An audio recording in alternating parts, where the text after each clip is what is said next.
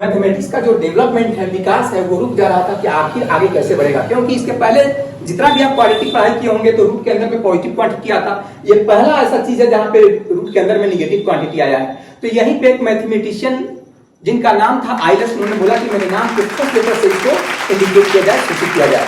तो क्योंकि उनका नाम आइलस था तो इसलिए रूट अंडर -1 को आई मान लिया गया।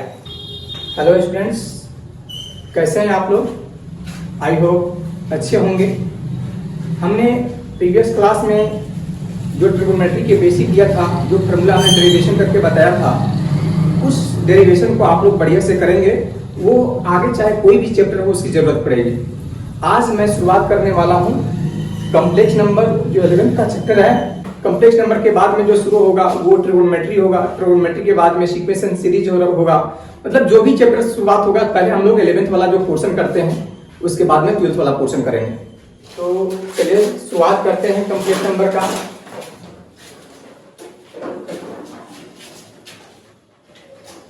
चैप्टर का नाम है कॉम्प्लेक्स नंबर। इसको हम लोग बोलते हैं सम्मिश्र संख्या। एक ऐसा संख्या जिसमें इमेजिनरी और रियल नंबर दोनों कंबाइन हो जाए उसको हम लोग कॉम्प्लेक्स नंबर बोलते हैं। लेकिन सबसे पहले कॉम्प्लेक्स नंबर उत्पन्न कहाँ हुआ है, कहाँ से हुआ है, उसके बारे में हम लोग जानेंगे। तो थोड़ा सा मैं बताने जा रहा हूँ कि general form of quadratic equation क्या होता है। तो क्योंकि क्वाड्रेटिक इक्वेशन से ही इसकी उत्पत्ति हुई है कॉम्प्लेक्स नंबर की, तो सबसे पहले हम लोग देखेंगे हम लोग quadratic equation. General form of quadratic equation. General form of quadratic equation मतलब द्विघात समीकरण का सामान्य रूप। हिंदी में भी लिखेंगे इसको द्विघात समीकरण का सामान्य रूप। द्विघात समीकरण का सामान्य रूप आप पढ़ते आ रहे हो 10th क्लास से। क्या होता है? ax² plus bx plus c equal to 0, जहां पे a कभी भी 0 के बराबर नहीं होगा। Where a not equal to 0। अगर a 0 के बराबर हो गया तो ये क्वाड्रेटिक ना होकर के लीनियर बन जाएगा। मतलब a को कभी भी 0 के बराबर नहीं होगा। अगर a 0 के बराबर कर देते हैं तो ये द्विघात ना होकर के रैखिक समीकरण हो जाएगा। तो देखिए सबसे पहले यहाँ पे x² में किस चीज से मल्टीप्लाई है? a से। तो ये a को x² का कोफिशिएंट बोलते हैं। तो यहाँ पे लिखेंगे कोफिशिएंट, यहाँ पे a जो है इसको क्या बोलेंगे? Coefficient of COEFFICIENT, coefficient of x²। That means ये x² का गुणांक हो गया, x² का गुणांक। और यहाँ पे b, x में किस चीज से मल्टीप्लाई है? b। तो b को हम x का कोफिशिएंट बोलेंगे। तो यहाँ पे जो b हो गया, ये हो गया coefficient of x। That means x का गुणांक। हिंदी में क्या बोलेंगे इसको? x का गुणांक, x का गुणांक। और ये जो c है इसको हम लोग कांस्टेंट टर्म बोलते हैं, कांस्टेंट टर्म। और हिंदी में इसको अचर पद या नियत पद, अचर पद या नियत पद बोल सकते हैं। या तो आप इसको अचर पद बोल सकते हैं या नियत पद बोल सकते हैं।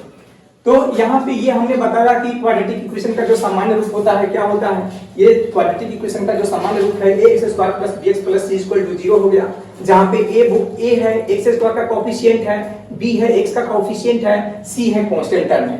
अब कॉम्प्लेक्स नंबर की उत्पत्ति हुई है यही quadratic equation ax² plus bx plus c से। अब इसको मिटाएंगे और देखेंगे कैसे। एक क्वाड्रेटिक इक्वेशन ले लेते हैं। Let a quadratic equation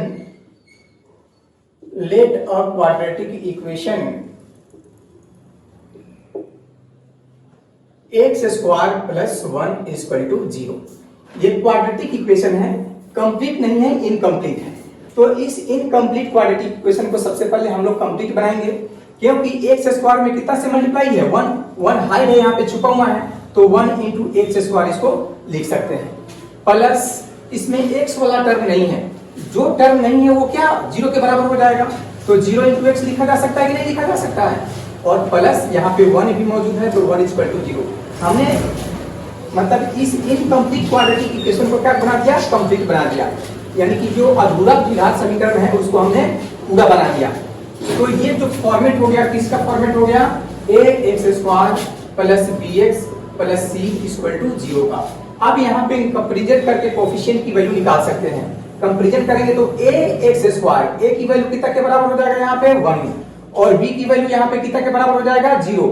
A X square plus B X, B की वैल्यू यहाँ पे 0 होगा, एंड सी की वैल्यू यहाँ पे कितना के बराबर है 1।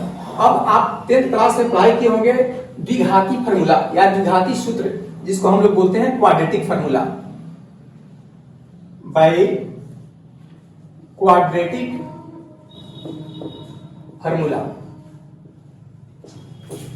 बाय क्वाड्रेटिक फार्मूला क्या होता है, x equal to minus b plus minus root under square root of b square minus 4ac divided by 2a। देखिए इसको हम लोग श्रीधराचार्य फार्मूला भी बोलते हैं, क्वाड्रेटिक फार्मूला बोलते हैं, और हिंदी में इसको द्विघाती सूत्र बोलते हैं, द्विघाती सूत्र द्वारा। तो यहाँ पे ये x इक्वल टू माइनस है तो माइनस, और जितने भी कोफिशिएंट है, चाहे वो a है, b हो या c हो, उसकी वैल्यू उठा करके यहाँ से सब्स्टिट्यूट करेंगे वहां पे। तो ये माइनस है तो माइनस, और b यहाँ पे, तो यहाँ पे b की वैल्यू जो है कितना है के बराबर है 0 के बराबर, तो 0 रख दिया। फिर ये साइन जो है प्लस और माइनस है, फिर square root of means root under b square, तो b की वैल्यू कितना के बराबर है 0 के बराबर है, तो 0 का होल स्क्वायर, माइनस 4 है तो 4, a की वैल्यू कितना के बराबर है, a की वैल्यू 1 के बराबर है, और c की वैल्यू कितना के बराबर है 1 के बराबर, और डिवाइडेड बाय 2 इंटू a की वैल्यू यहाँ पे 1 है, तो इसके जगह पे 1 को हम सब्स्टिट्यूट करेंगे। फिर यहाँ पे x इक्वल टू 0, यहाँ पे 0 में माइनस से मल्टीप्लाई करेंगे, तो 0 is neither positive nor negative, it is the absolute value. 0 ना तो ऋणात्मक होता है और ना ही धनात्मक होता है, ये एक निरपेक्ष मान है। तो 0 में अगर हम माइनस से मल्टीप्लाई भी कर दिए तो कोई फर्क नहीं पड़ने वाला है। तो 0 प्लस माइनस, और यहाँ पे रूट के अंदर की जो क्वांटिटी है उसको लिखेंगे हम लोग, 0 का होल स्क्वायर करेंगे 0 माइनस ये 4 इंटू 1 इंटू 1, तीनों को मल्टीप्लाई किया तो कितना के बराबर आ जाएगा 4 के बराबर आ जाएगा, डिवाइडेड बाय 2 इंटू 1 मतलब 2 में 1 से मल्टीप्लाई किया कितना के बराबर आ गया 2 के बराबर, और x बराबर यहाँ पे 0 plus minus square root of 0 minus 4, मतलब 0 में अगर 4 घटाएंगे तो कितना के बराबर आ जाएगा -4 के बराबर, और divided by 2। x equal to 0 में अगर हम किसी चीज को जोड़ते हैं घटाते हैं कोई फर्क नहीं पड़ता है, तो हम यहाँ पे सिर्फ ये 0 को छोड़ देते हैं, नहीं लिखेंगे क्योंकि इसका कोई इंपॉर्टेंस नहीं है यहाँ पे। तो प्लस माइनस, और ये जो -4 है इसको हम लोग लिख सकते हैं 4 गुणे -1, फिर 4 में -1 से मल्टीप्लाई करेंगे कितना हो जाएगा -4 हो जाएगा, और डिवाइडेड बाय 2। अब यहाँ से देखा जाए x equal two plus minus और 4, देखिए आपने पढ़ाई किया होगा रूट के अंदर कोई क्वांटिटी a b है तो ये a का रूट अलग हो जाता है और b का रूट अलग हो जाता है, a का रूट अलग हो जाएगा और b का अलग हो जाएगा।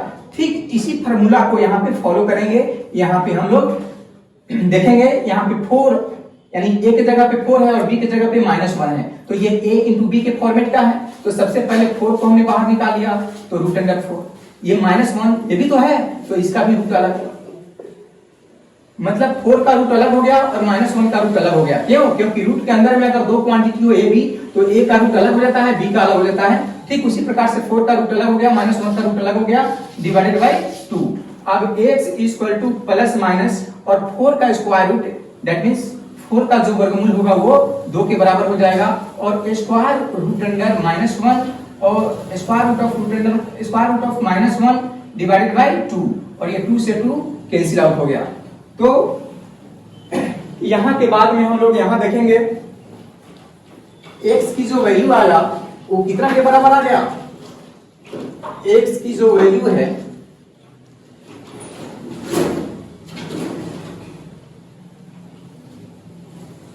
यहाँ पे देखिए x की जो वैल्यू है वो कितना के बराबर आया, x equal two plus minus और यहाँ पे स्क्वायर रूट ऑफ -1 और डिवाइडेड बाई कितना के बराबर आ गया, डिवाइड में ये कैंसिल आउट हो गया इसलिए डिवाइड में कुछ भी नहीं बचा।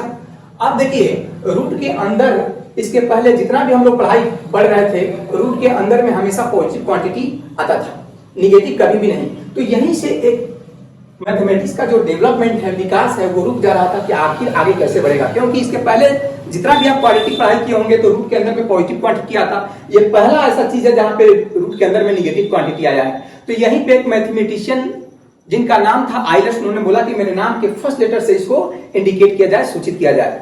तो चूंकि उनका नाम आइलर्स था तो इसीलिए रूट अंडर -1 को आई मान लिया गया। तो यहाँ पे लेट मीन्स माना और आई मान लिया गया किसको, स्क्वायर रूट ऑफ -1 को, यानी रूट अंडर -1 को हमने आई मान लिया। क्या?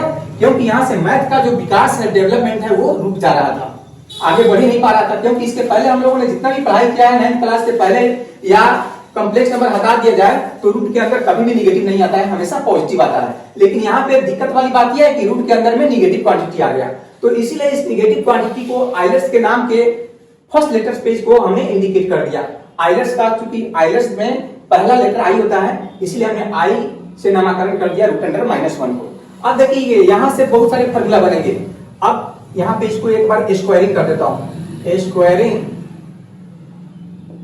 स्क्वायरिंग ऑन बोथ साइड, दोनों तरफ वर्क करने पर। चलिए वर्क करता हूं। यहाँ पे आई का स्क्वायर कर दिया, यहाँ पे रूट अंडर -1 है, इसका स्क्वायर कर दिया। तो यहाँ पे आई का स्क्वायर करेंगे आई स्क्वायर, या इसी को आयोटा का होल स्क्वायर भी बोलते हैं। और यहाँ पे स्क्वायर खत्म तो रूट खत्म, यहाँ पे क्या होगा, स्क्वायर खत्म तो रूट खत्म। तो यहाँ पे क्या बच जाएगा, -1। तो ये पहला फॉर्मूला आ गया कॉम्प्लेक्स नंबर का। अगर आपसे कोई पूछे कि स्क्वायर आयोटा का होल स्क्वायर का फॉर्मूला कितना होता है, तो क्या कहेंगे, -1। आयोटा का होल स्क्वायर का फॉर्मूला कितना हो जाएगा, -1। अब यहाँ पे देखिए, अगर आपसे कोई पूछ दे कि आयोटा का होल क्यूब कितना होता है, आयोटा का होल 4 कितना होता है, तो ये सारे फॉर्मूला है और ये फॉर्मूला यहीं से ड्राइव हो जाएगा, यहीं से उत्पन्न होगा। देखिए कैसे, जरा इसको मिटा देता हूं। अब यहां पे बात करेंगे iota cube, that means I cube. अब ये भी एक फॉर्मूला है, आई क्यूब। तो ये आयोटा क्यूब या आई क्यूब को हम लोग क्या लिखेंगे, आयोटा का होल स्क्वायर इंटू आयोटा। मतलब इंडिसेस फॉर्मूला जो होता है a का पावर m इंटू a का पावर n, और प्रोडक्ट में है और बेस सेम है। तो जब बेस सेम हो तो पावर क्या हो जाता है, जुट जाता है, m प्लस n, यहाँ पावर क्या हो गया, जुट गया। तो यहाँ भी क्या है, यहाँ भी बेस सेम है तो पावर जुट जाएगा। इसका पावर 2 है और इसका पावर कुछ नहीं है, मतलब 1 है, 2 और 1 3 हो जाएगा। अब अभी कुछ देर पहले हमने आयोटा के होल स्क्वायर का फॉर्मूला निकाल करके रखा है कितना, -1। तो इसके जगह पे हम लोग रख देंगे -1 इंटू आई। तो -1 में आई से मल्टीप्लाई करेंगे -i। तो यहाँ भी एक फॉर्मूला प्राप्त हो गया। अगर आपसे कोई पूछे कि आयोटा का होल क्यूब का फॉर्मूला कितना होगा, तो -i। तो ये दूसरा नंबर फॉर्मूला हो गया। ये कौन सा नंबर फॉर्मूला हो गया, दूसरा नंबर फॉर्मूला हो गया। अगर आपसे कोई पूछे कि आयोटा का होल क्यूब का फॉर्मूला कितना के बराबर होगा, तो -i के बराबर होगा। फिर यहाँ पे देखते हैं अगेन मींस होता है कि आयोटा का 4, आयोटा का होल 4 कहिए या आयोटा का पावर 4। क्या मैं इसको लिख सकता हूं आयोटा का होल स्क्वायर इंटू आयोटा का होल स्क्वायर, क्योंकि यहाँ पे बेस क्या है, सेम है। और बेस जब सेम हो जाएगा तो पावर क्या होगा, ऐड होगा, जुटेगा। तो 2 कितना हो जाएगा, 4 हो जाएगा। उसके बाद में यहाँ पे क्या करेंगे, आयोटा का होल स्क्वायर की वैल्यू हम लोगों ने निकाल के रखा है। यहाँ पे आयोटा का होल स्क्वायर का फॉर्मूला कितना है, -1। तो इसके जगह पे रख देंगे -1 एंड फिर आयोटा का होल स्क्वायर का फॉर्मूला कितना हो जाएगा, -1। यहाँ पे आयोटा का होल स्क्वायर का फॉर्मूला -1 रख दिया, फिर आयोटा का होल स्क्वायर है उसका भी फॉर्मूला -1 रख दिया। तो -1 में -1 से गुना करेंगे कितना हो जाएगा, 1। तो यहाँ पे एक और फॉर्मूला प्राप्त हो गया, आयोटा के पावर 4 इक्वल टू 1। तो टोटल कितने फॉर्मूला हो गए, टोटल फॉर्मूला हो गए 3। पहला फॉर्मूला है आयोटा का होल स्क्वायर का फॉर्मूला कितना, -1, आयोटा के होल क्यूब का फॉर्मूला -i और आयोटा के होल 4 का फॉर्मूला 1। तो ये 3 फॉर्मूला हो गया। चलिए इस तीनों फार्मूला का थोड़ा सा कंक्लूजन दिखा देता हूँ, एक जगह लिख करके बताता हूँ, क्योंकि इसकी जरूरत पड़ेगी जब हम लोग चैप्टर करेंगे। ठीक है, अब इसको एक बार इरेज कर देता हूँ, मिटा दे। कंक्लूजन आया, जो निष्कर्ष आया उस सभी को एक साथ लिख देता हूँ। तो यहाँ पे देखिए, यहाँ पे लिख रहा हूँ कंक्लूजन। क्या लिख रहा हूँ? कंक्लूजन। कंक्लूजन, कंक्लूजन मीन्स होता है निष्कर्ष। तो क्या क्या निकला? यहाँ पे आयोटा का होल स्क्वायर का फॉर्मूला हम लोगों ने क्या निकाल के बताया है? -1। आयोटा का होल क्यूब पहला नंबर फॉर्मूला ये। दूसरा नंबर फॉर्मूला था आयोटा के होल क्यूब का फॉर्मूला कितना के बराबर हो जाएगा? तो -i के बराबर। तीसरा फॉर्मूला था आयोटा का होल 4 का फॉर्मूला कितना के बराबर हो जाएगा? तो 1 के बराबर हो जाएगा। बस ये 3 फॉर्मूले आपको याद रखने हैं, इस 3 फॉर्मूला को हमेशा याद रखना है। इसके अलावा इस पे बहुत सारे क्वेश्चंस बनेंगे, जैसे कि यहां पे बता रहा हूं आपको। एक question number 1, find the value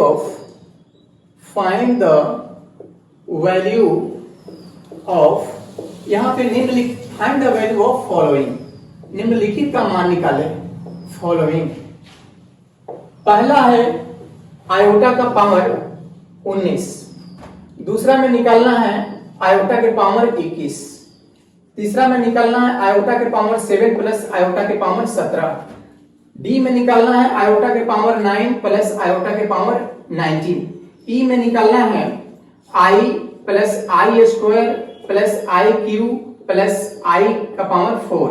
ये 1 2 3 4 5 क्वेश्चंस हैं। इस पांचों क्वेश्चंस को कैसे करेंगे? देखिए, सबसे पहला जो क्वेश्चंस है सॉल्यूशन, पहला ए का सॉल्यूशन क्या है? आयोटा के पावर 19। तो इसको बनाने के पहले सबसे पहले जो फॉर्मूला है इसके रूप में हम इसको तोड़ते हैं, ब्रेक करते हैं इसको, लेकिन 2 से भाग देंगे। देखिए सबसे ज्यादा पावर वाला कौन है?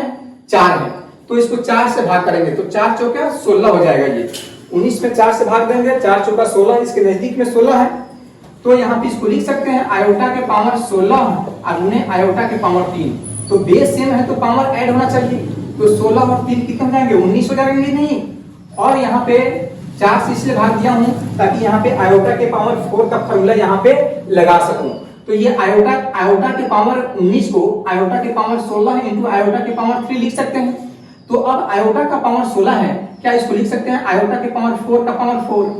क्यों लिख सकते हैं? फिर 4 में 4 से मल्टीप्लाई करेंगे, 4 चौके 16 हो जाएगा, 16 हो जाएगा, और इंटू आयोटा का होल क्यूब, आयोटा का होल क्यूब। आयोटा का होल क्यूब का फॉर्मूला है, ये फॉर्मूला यहाँ पे लिख करके दिखाया हूं। आयोटा के होल क्यूब का फॉर्मूला कितना हो जाएगा? -i। तो यहाँ पे आयोटा के होल क्यूब का फॉर्मूला कितना हो गया? -i। अब यहाँ पे देखा जाए, अब यहाँ पे आयोटा के पावर 4 का फॉर्मूला कितना के बराबर होता है? 1। यहाँ पे देखिए आयोटा के पावर 4 का फॉर्मूला कितना के बराबर होगा? 1। तो इसके जगह पे हम क्या सब्स्टिट्यूट कर देंगे? 1। तो 1 का पावर 4 हो जाएगा। ये आयोटा के पावर 4 का फॉर्मूला 1 रख दिया, तो 1 का पावर 4। यहाँ पे ऑलरेडी कितना है पहले से ही? -i। तो -1 का पावर 4 दैट मींस 1 और इंटू -i। तो 1 में -i से गुणा करेंगे कितना हो जाएगा? -i। दैट मींस यहाँ पे आयोटा के पावर 19 का फॉर्मूला कितना के बराबर मान कितना के बराबर हो गया? -i। यही क्या हो जाएगा? आंसर। यानी आयोटा के पावर 19 का जो वैल्यू है, जो मान है, वो कितना के बराबर आ गया? -i के बराबर हो गया। यही क्या हुआ? यही आंसर हुआ। अब दूसरा जो क्वेश्चन है उसको देखते हैं, बी नंबर। बी नंबर में क्वेश्चन है आयोटा के पावर 21। तो आयोटा के पावर 21 में यहाँ पे अगर हम 2 के टर्म्स में लिखेंगे तो आयोटा का पावर 2, आयोटा का पावर 2 बहुत ज्यादा बार लिखना पड़ जाएगा, इसलिए इसमें सबसे ज्यादा पावर 4 वाले का है, तो इसलिए 4 के टर्म में लिख रहे हैं इसको। तो ये 21 है, तो 4 × 20 इसको लिख सकते हैं, यानी सबसे क्लॉज में इसका कितना है? आई के पावर 20 लिख सकते हैं। और आयोटा के पावर कितना लिखता कि 21 हो जाए? तो 20 तो ये है, और एक और आएगा था ना 20 और 21 हो जाएगा। क्यों? क्योंकि बेस सेम है, और आपको पता है कि बेस सेम होता है तो पावर झुकता है। तो यहाँ पे प्रोडक्ट में भी है और बेस भी सेम है, तो 20 और 21 हो जाएगा कि नहीं हो जाएगा? हो जाएगा। अब इसको आयोटा के पावर जो 20 है, इसको आयोटा के पावर 4 के टर्म में कैसे लिखते हैं? तो इसको लिख देंगे आयोटा के पावर 4, इसका पावर कितना लिखेंगे? 5, ताकि 4 × 20 हो जाए। 4 में 5 से मल्टीप्लाई करेंगे कितना हो जाए? 20। तो 20 हो गया, इंटू ये कितना है? आयोटा। तो आयोटा लिख दिया। अब आपको पता है कि आयोटा के पावर 4 की वैल्यू कितना के बराबर होता है? 1 के बराबर। तो तो हमने यहाँ पे 1 रख दिया और 1 की पावर 5 इंटू आयोटा। आपको पता है 1 का पावर कुछ भी हो, 1 का पावर कुछ भी हो 1 ही रहेगा इंटू आई। तो 1 में आई से मल्टीप्लाई करेंगे कितना हो जाएगा आई, और यही क्या हो जाएगा आंसर। यानी आयोटा का पावर 21 का आंसर क्या हो गया आयोटा के बराबर आ गया। तो अभी दूसरा क्वेश्चन किया, अब तीसरा क्वेश्चन करते हैं। इस तरह से बहुत सारे क्वेश्चंस आपकी किताब में दिया हुआ होगा, केसी सिन्हा या लुसेंट या आर एस अग्रवाल या एनसीईआरटी, आप जो कोई भी किताब पढ़ो ये फॉर्मूला की जरूरत पड़ेगी। तो यहाँ पे दूसरा जो क्वेश्चंस है उसको हम लोगों ने यहाँ पे बना दिया, क्योंकि आयोटा के पावर 21 की वैल्यू कितना के बराबर आया आयोटा के बराबर आया।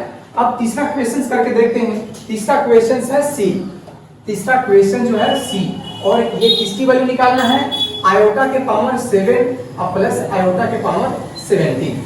अब देखिए आयोटा के पावर 7 है, इसको भी 4 से डिवाइड करो तो 4 क्या है 4, एक मर्तबा जो है 1 टाइम्स क्या हो जाएगा ये भाग लगेगा डिवाइड होगा। तो आयोटा के पावर 4 लिख सकता हूं, और फिर आयोटा के पावर कितना लिखी ताकि 7 हो जाए। तो आयोटा के पावर 4 तो है, यहाँ पे 3 लिखेंगे तब ना दोनों को जोड़ेंगे तो 4 और 3 7 हो जाए, ठीक है।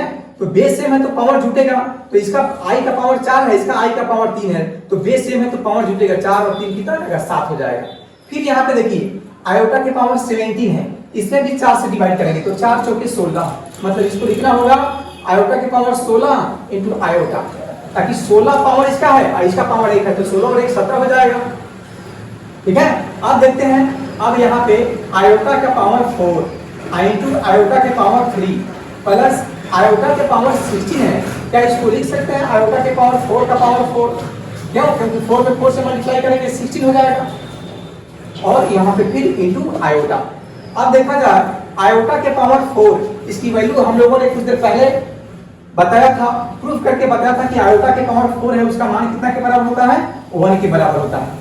इंटू है तो इंटू आयोटा के पावर 3, और आयोटा के पावर 3 का जो फॉर्मूला होगा वो कितना के बराबर होता है माइनस आई के बराबर होता है।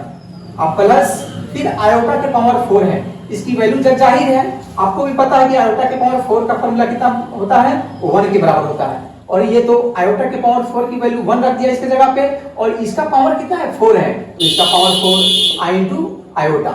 अब एक में माइनस आई से गुणा करेंगे कितना आ जाएगा माइनस आई हो जाएगा, प्लस 1 का पावर 4, 1 का पावर चाहे जो कुछ भी हो जाए 1 ही रहेगा, आई इंटू कितना आई।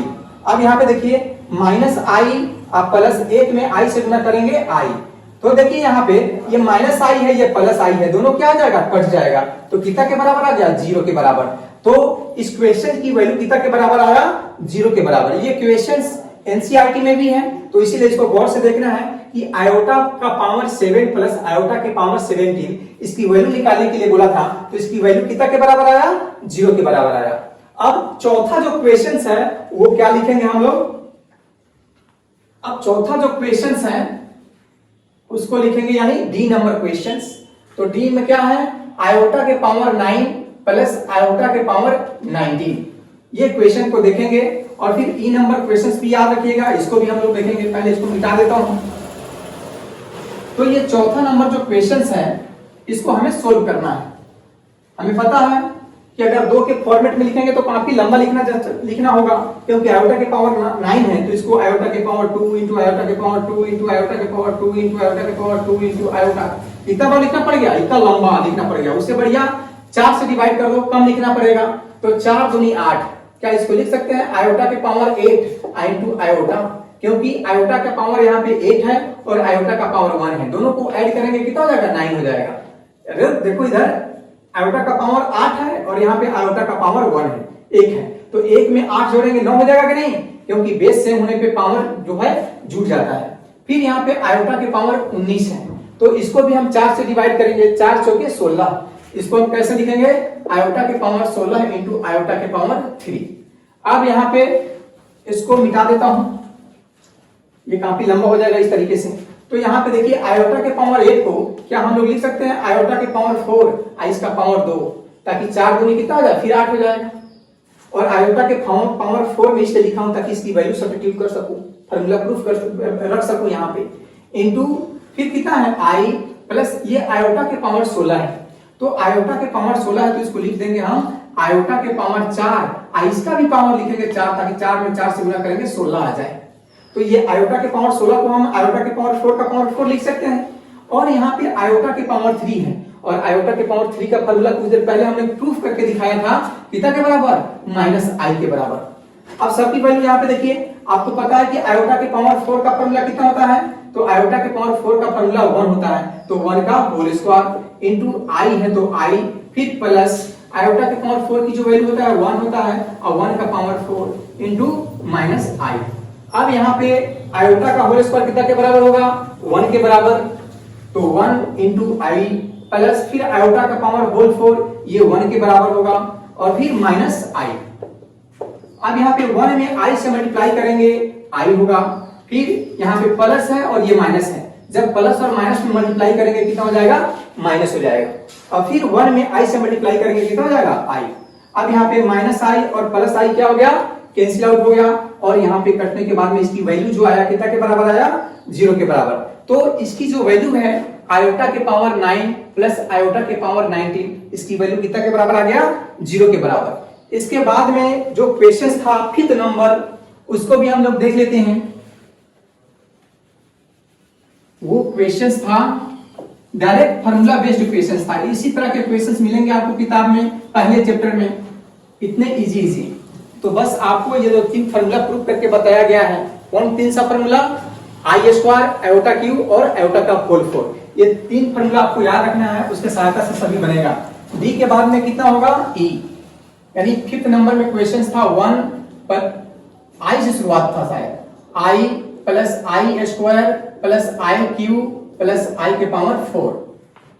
तो यहाँ पे आयोटा प्लस आयोटा के होल स्क्वायर का फॉर्मूला हम लोगों ने क्या लिखा था, -1 प्लस फिर आयोटा के होल क्यूब का फॉर्मूला क्या लिखा था, -i और प्लस आयोटा के होल 4 का फॉर्मूला क्या लिखा था, 1। ये सारे के सारे फॉर्मूला हम लोगों ने प्रूफ करके देखा है अभी कुछ देर पहले, उसको याद रखना होगा। यहाँ पे आई स्क्वायर का फॉर्मूला -1, आई क्यूब का फॉर्मूला -i, आयोटा के होल 4 का फॉर्मूला 1, सबके जगह पे उसकी जो वैल्यू होती है वहां पे सब्स्टिट्यूट कर दिया।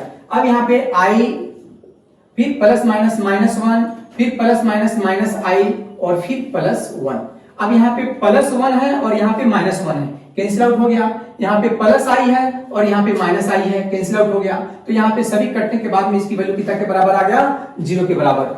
मतलब इसकी वैल्यू भी कितना के बराबर होगा, 0 के बराबर हो जाएगा और यही इसका आंसर होगा।